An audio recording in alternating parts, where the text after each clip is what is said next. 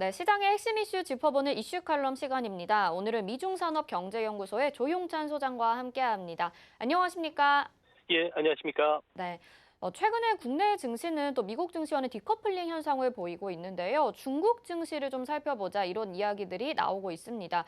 그런데 이 중국 증시, 홍콩 증시가 이번 주 초부터 좀 급락하는 현상을 보였거든요. 어떤 이유들이 있을까요? 네, 오늘 상하이 종합주가지수를 비롯해서 홍콩 항생지수는 그동안의 하락에 따른 영향에서 어느 정도 회복하면서 반발 상승을 하고 있는데요. 아무래도 그 최근 중국 증시의 주가 조정은 아무래도 중국 정부가 그 IT 기업을 비롯해서 그리고 교육과 관련된 산업에 대한 규제 조치가 잇따라 지금 발표되고 있기 때문에 그렇습니다. 교육과 관련해서는 사교육 영리 축으로 원천적으로 금지시키는 규제안이 나왔고요. 상장을 통한 조달도 불허시켰고 여기에 공립학교 교사의 그 방과 후에 영리 목적의 부호까지 금지시키는 아주 강도 높은 조치가 발표됐습니다. 이어서 현재 인터넷 업계죠. 온라인 제약사뿐만 아니라 배달 웹, 음원 독점 스트리밍을 하고 있는 기업에 대해서 집중적인 조사에 지금 착수되어 있는 상태고요. 끝으로 미국과 중국 간의 그 협상이 결렬되면서 홍콩과 중국 증시에 대한 주식 투자를 제한할 것이라는 루머가 확산이 되고 있는데요. 이 때문에 중국 증시 쪽으로는 연일 매도 물량이 좀 나오고 있는 모습입니다. 특히 시장에서는 중국 투자가들 자체도 사회주의 시장 경제에서 사회주의만 남은 시코노믹스에 대한 불안감이 상당히 커지고 있는 상태고요. 또한 부동산이라든지 인터넷 산업과 관련된 추가 제재 조치가 언제 나올지 모르는 상황이기 때문에 오늘도 주가 반등은 시작됐지만 여전히 반등폭은 좀 미미한 그런 모습을 보여주고 있습니다. 네, 아무래도 중국의 이 규제 때문에 지금 시장이 영향을 받고 있는데 그렇다면 외국인들의 수급은 지금 중국 시장에서 어떤 모습인가요? 네, 그 외국인들 같은 경우는 다행스럽게 그 월요일 날 2조 1천억 원, 그리고 화요일 날 9천억 원 정도로 매도 압력은 그렇게 크지 않았고요. 수요일 같은 경우에는 2조 원 순매수로 돌아섰습니다. 아무래도 중국 A 증시 같은 경우에는 외국인 보유 비중이 5% 정도 불과하기 때문에 현재 그 교육이라든지 이번에 직경탄을 맞은 알리바바나 텐센트 같은 그 부분에 주식 지분이 그렇게 많지는 않습니다. 이 때문에 비체계적인 위험이 높아졌을 때 주식을 매도할 수 있는 물량 자체가 적었다는 거고요.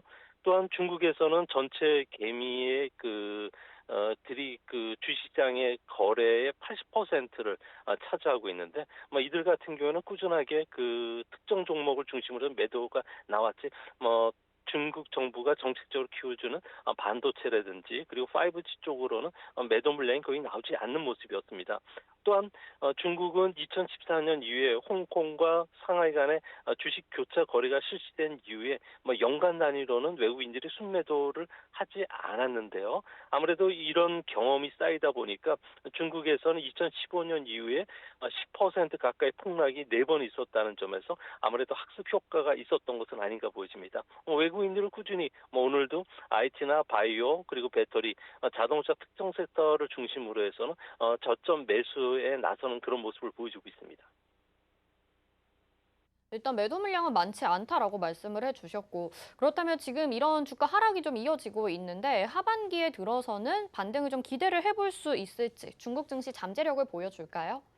네, 중국 증시 같은 경우는 아무래도 IT 기업에 대한 규제가 연말까지도 계속 진행이 될 것으로 보여지는데요. 이 때문에 주가 변동성은 커질 수밖에 없습니다.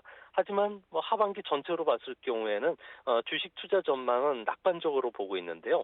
아무래도 중국 정부가 투자 주도형 성장 모델에서 혁신 주도형 성장 모델로 전환을 했고요. 여기에 2023년까지는 중국 경제가 6% 성장이 기대된다는 점에서 많은 기업의 EPS가 증가한다는 겁니다. 또 한 가지는 MSCI라든지 FTSE 같이 글로벌 주가 지수의 편입 비중을 조정해주는 거대 기관들 같은 경우에도 A 증시에 대한 투자 비중을 이번 쇼크에도 불구하고 꾸준히 상향 조정시키고 있다는 거고요. 세 번째로는 중국은 내년도에 증시 개혁에 들어갑니다. IPO 등록 제도 실시가 되고요. 주식을 투자 순기능을 할 수 있도록 투자자를 보호해 줄 수 있는 기능을 강화시키기 때문에 그런 측면에서는 앞으로 주가 조정 시가 커져올수록 주가는 아무래도 경제 성장 모델의 전환이라든지 유동성 회복이라든지 또 소비 장려 정책과 관련된 신에너지, 자동차, 태양광, 5G, 반도체를 중심으로 해서 주가도 다시 재편될 가능성이 높지 않나 이렇게 보여집니다.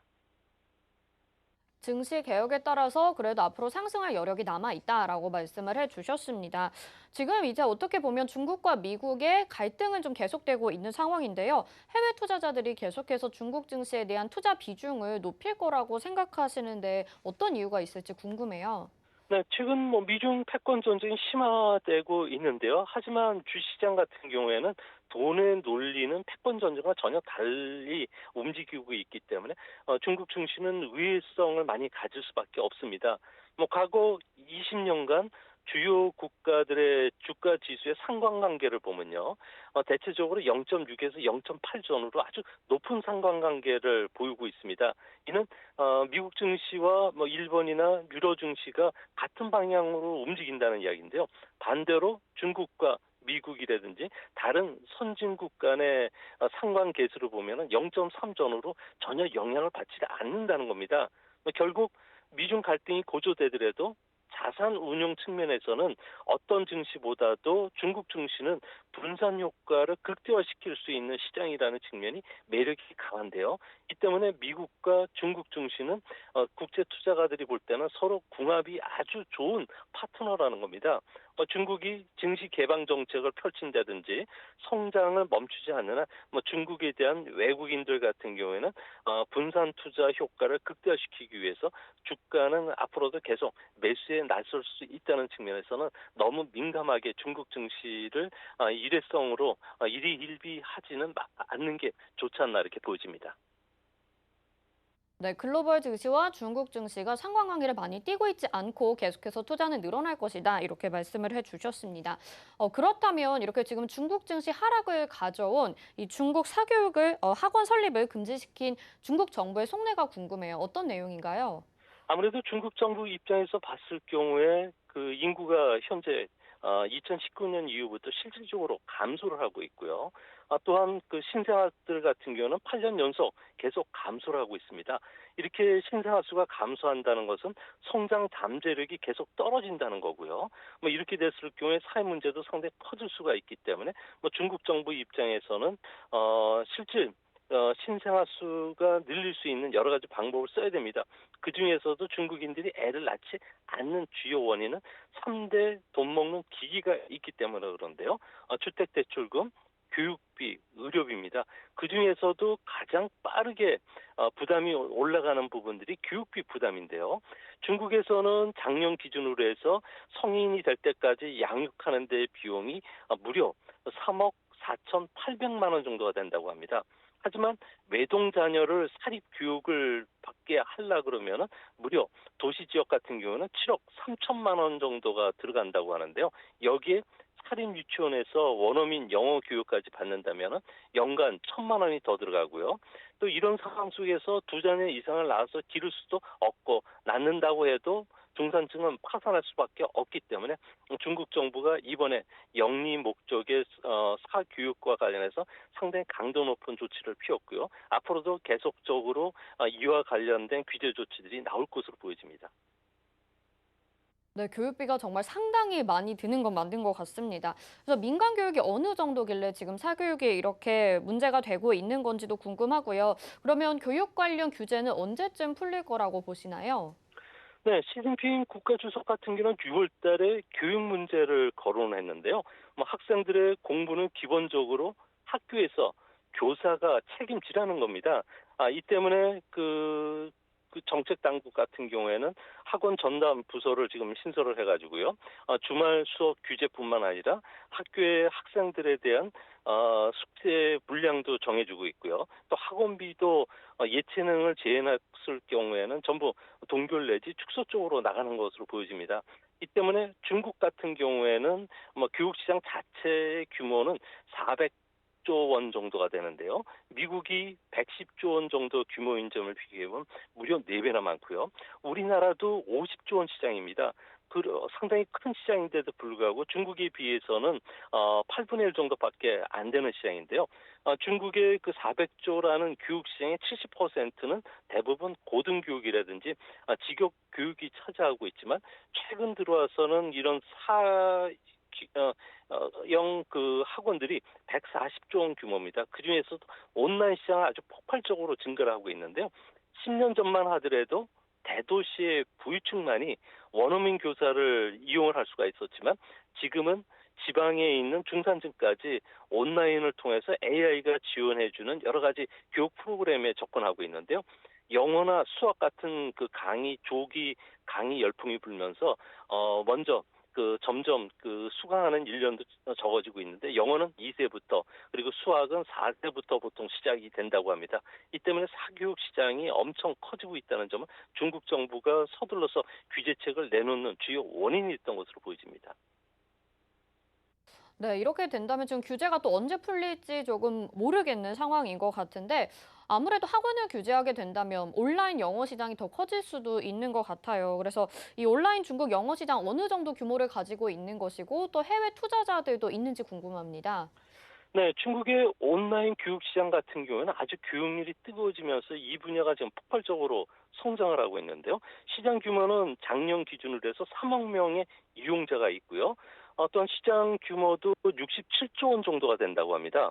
올해는 4억 명, 그리고 시장은 78조 원까지 돌파할 것으로 예상이 됐지만 이번 규제로 인해서 아무래도 사업 돌파구를 찾지 못해서 현재 그 구조조정을 준비하는 기업들이 상당히 많다고 합니다.